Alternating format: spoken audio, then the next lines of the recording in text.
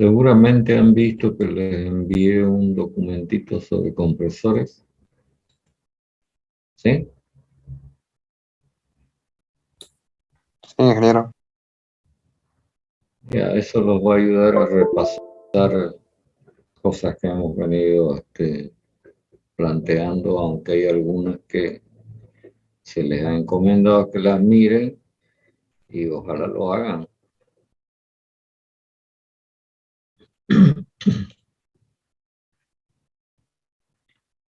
No sé si tienen alguna consulta en relación con el caso que planteamos el otro día de compresión de aire en 2 etapas. Algo que se hubiera quedado en el tintero. ¿Quieren preguntar?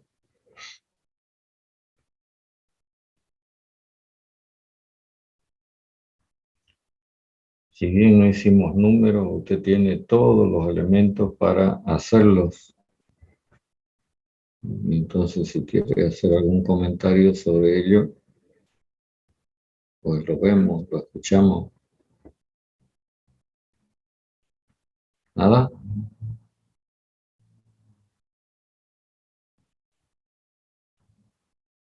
Bueno, exactamente están conectados la mitad de los que dieron examen. Parece que hay un montón de gente que aparece a, casi diría yo, a probar suerte. No sé qué tipo de suerte, sino. Porque si uno no estudió, significa que no sabe y no va a adivinar ni va a inventar cosas, pues, ¿no?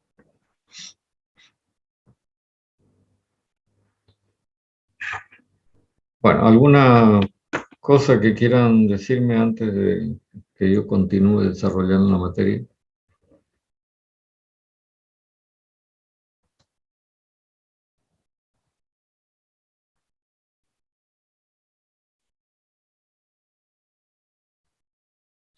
¿Nada? Bueno, están observando ustedes en la pizarra de que ya anotaba M6. Estas siglas significan motores o máquinas de combustión interna.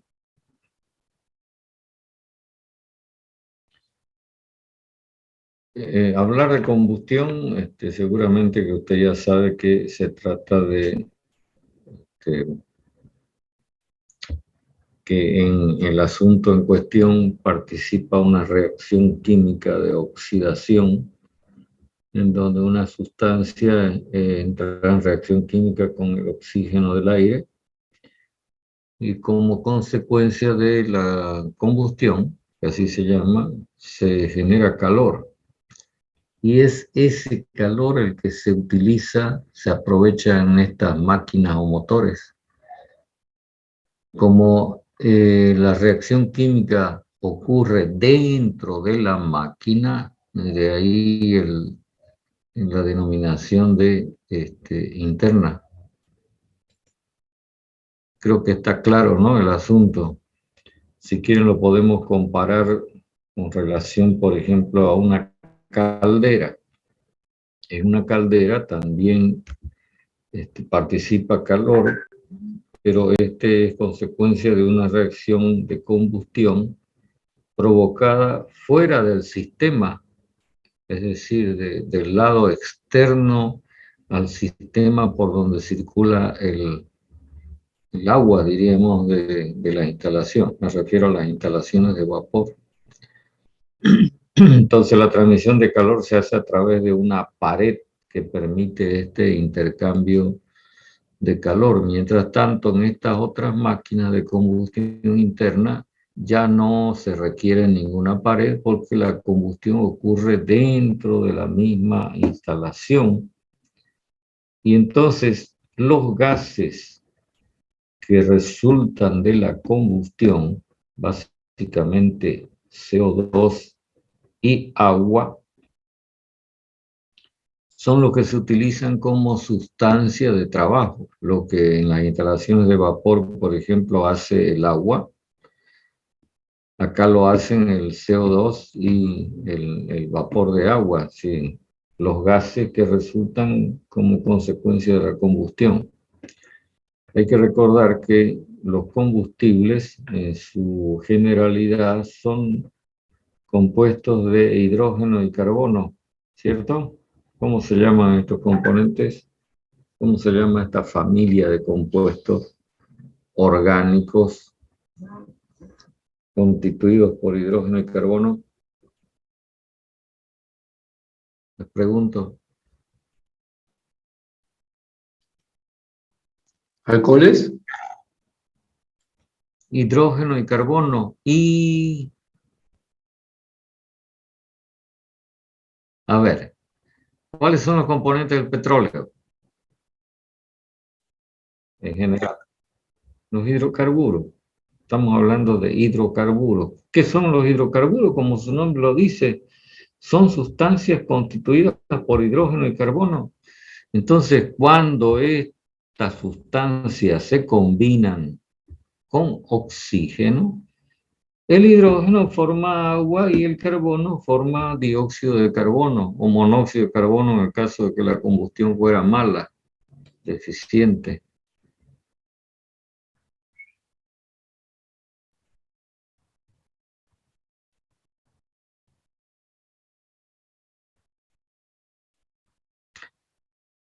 ¿Me está escuchando el señor Cervantes Rocha Limber? Quisiera que me conteste. Sí, ingeniero, le escucho.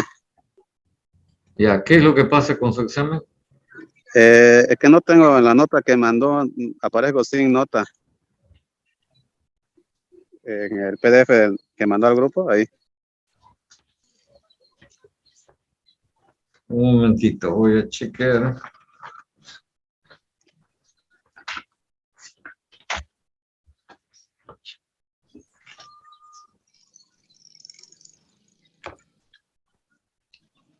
El compresor es una máquina de 3 tiempos. Estos motores son de 4 tiempos, que ahora los voy a tratar de describir gráficamente. Lógicamente que hay una presión mínima y una presión máxima ocurriendo en la máquina. Entonces, el primer tiempo se origina a partir del movimiento del punto muerto superior hacia el punto muerto inferior. Y entonces, al abrirse la válvula de admisión, se inyecta o se alimenta, dependiendo de cómo sea el sistema de alimentación, una mezcla de combustible y aire. Vamos a ponerlo así. Es decir, el cilindro se carga hasta que el pistón alcanza el punto muerto superior. Enseguida les explico por qué lo estoy dibujando como una curva. Porque para que ingrese a la presión de admisión, dentro del cilindro tiene que haber un cierto grado de depresión. ¿Me entienden, no?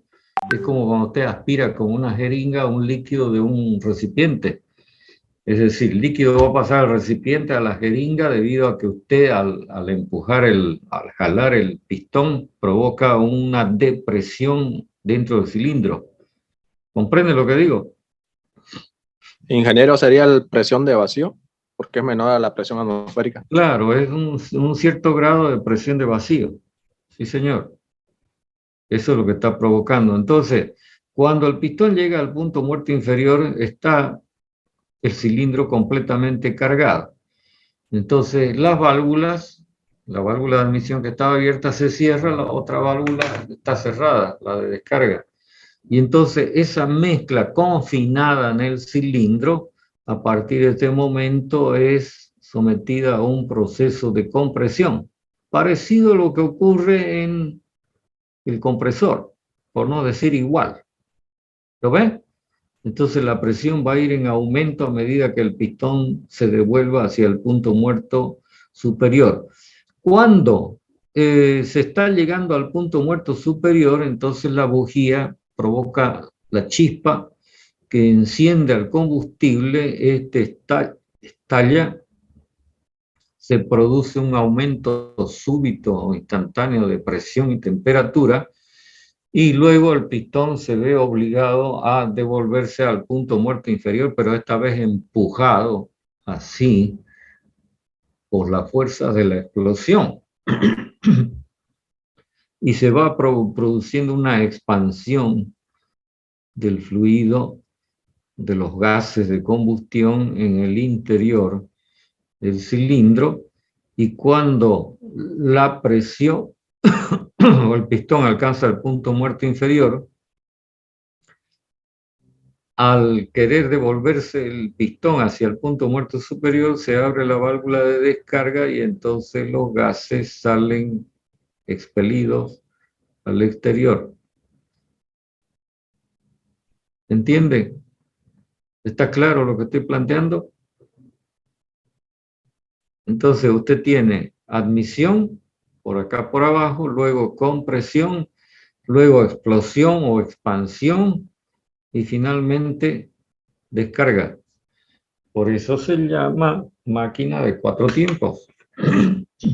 ¿Está claro?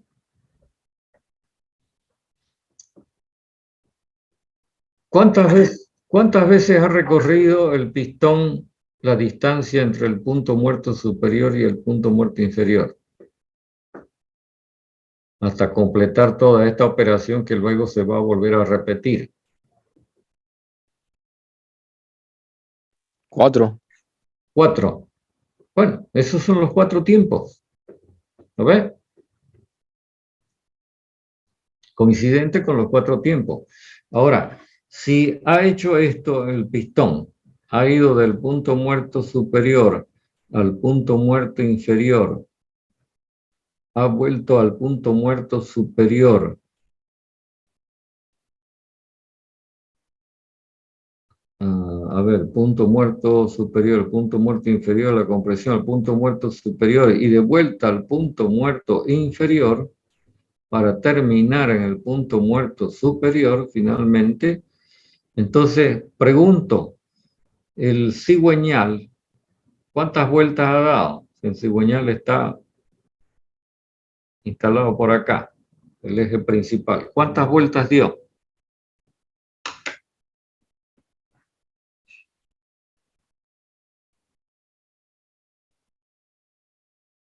Pregunto.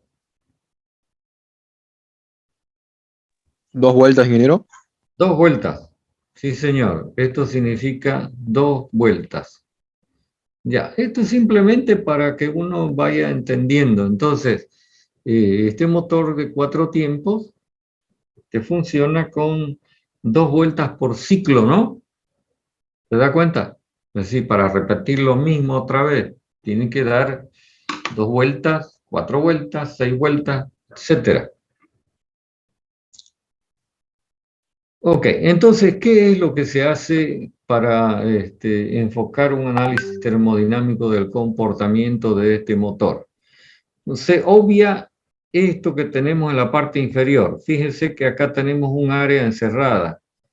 ¿Qué representa el área encerrada en estos gráficos? Pregunto.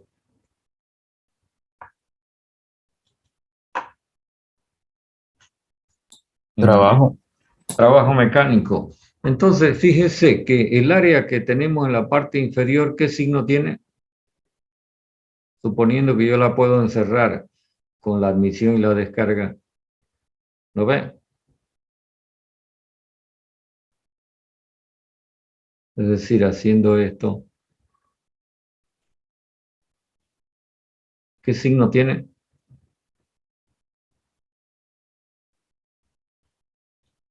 ¿Qué signo tiene? Positivo porque está generando trabajo mecánico, ingeniero. No. Esto está consumiendo trabajo mecánico. ¿No ve que el sentido de giro es hacia la izquierda? En cambio, en la parte de arriba, que tendríamos algo así, el sentido de giro es horario. Entonces, se genera trabajo mecánico. En realidad, el trabajo mecánico de la parte inferior, el negativo, es el trabajo mecánico que consumen los 2 tiempos de admisión y descarga. ¿Me entiende? Mientras que el trabajo neto de la parte de arriba es el trabajo positivo que puede entregarle la máquina, digamos, al consumidor, que esté acoplado al cigüeñal del motor. Entonces, en realidad lo que nos interesa es analizar esto, asumiendo de que lo que en teoría pudiera ocurrir en la máquina fuera un ciclo parecido a el ciclo constituido por la compresión y la expansión. No sé si me captan cuál es la idea.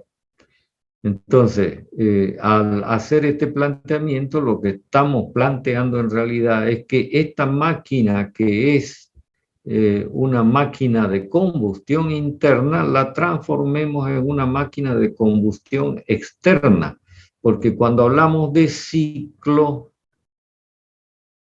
normalmente estamos hablando de masa constante, es decir, un sistema cerrado, ¿no? Y la única manera de que ocurra tal asunto, que no haya entrada ni salida de masa, es que el sistema funcione con fuentes de calor que son externas, tanto la fuente caliente como la fuente fría.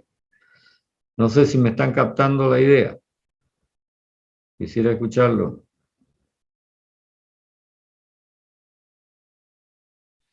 Es decir, la máquina sería como la máquina que tenemos dibujada acá abajo. ¿Ven que no tiene válvulas? ¿Lo ven o no lo ven? Y sí. Ya. Entonces, esta máquina va a ser destinada simplemente a ejecutar la parte superior de lo que tenemos graficado en el diagrama PV. Es decir, un ciclo en donde hay una etapa de compresión y luego otra etapa de expansión con una generación de trabajo mecánico positivo. Entonces, así se hace el planteamiento teórico del comportamiento de esta máquina para encontrar algún parámetro que permita saber que modificándolo se aumenta el rendimiento de la máquina o disminuye el rendimiento de la máquina. De esta manera es que se plantea un ciclo teórico que se llama ciclo Otto de aire.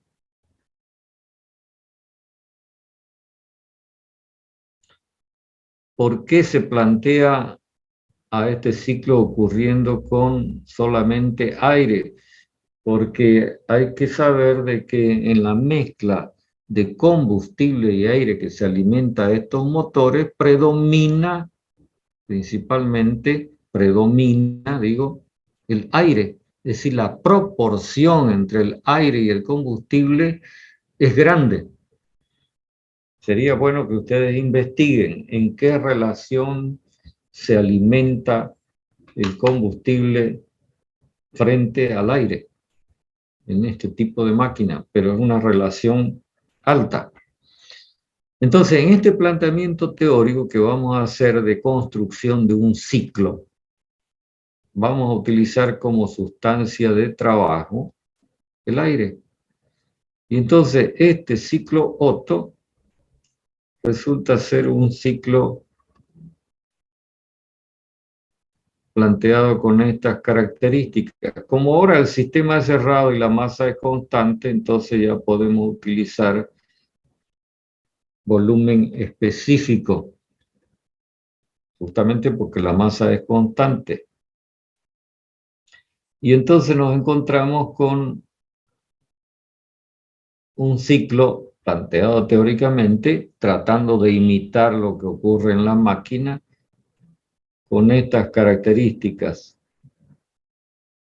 que ahora voy a mostrar en el diagrama PV.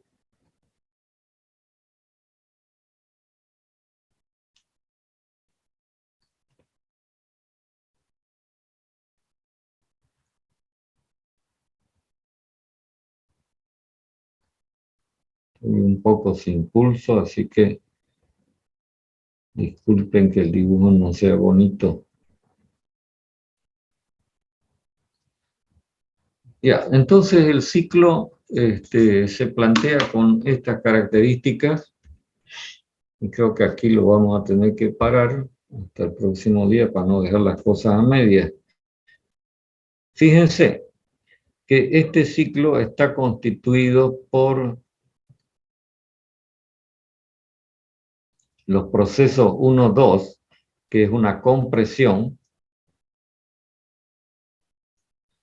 y el proceso 3, 4, que es una expansión con similares características en relación con que estamos hablando de este tipo de características. Tanto la compresión como la expansión se la asume en este enfoque teórico, en este análisis teórico de la máquina, como procesos isentrópicos, es decir, adiabáticos reversibles. Mientras que los procesos 2, 3 y 4, 1 ya dejan de ser adiabáticos, ocurren con intercambio de calor. Vamos a poner así Q positivo, Q negativo. Ya más adelante vamos a aclarar esta figura. Pero estos procesos se caracterizan por ser procesos isocóricos. Está claro en el dibujo, ¿verdad? Como el proceso 2, 3 y 4, 1 son procesos verticales, por lo tanto son procesos isocóricos. Entonces, en resumen, este ciclo creado teóricamente como una imitación de lo que ocurre en la máquina real, está constituido por estos 4 procesos, de los cuales 2 son isoentrópicos, compresión, expansión, y 2 son isocóricos, que tienen que ver con el intercambio de calor, es decir, el suministro de calor equivalente al calor que se genera en la combustión, y la cesión de calor que viene a ser el calor residual que sale hacia la atmósfera con los gases de escape. Es decir, su equivalente, ¿no? Si quieren lo ponemos así. Es decir, durante el proceso 1, 2 se suministra calor, que sería el equivalente al calor generado por la combustión, y durante el proceso 4, 1 se cede calor, que sería equivalente al calor residual, digo, que sale juntamente con los gases de escape. Bueno, no sé si hay alguna pregunta antes de que cortemos la charla. Hasta el próximo día martes, hasta el próximo día viernes, digo.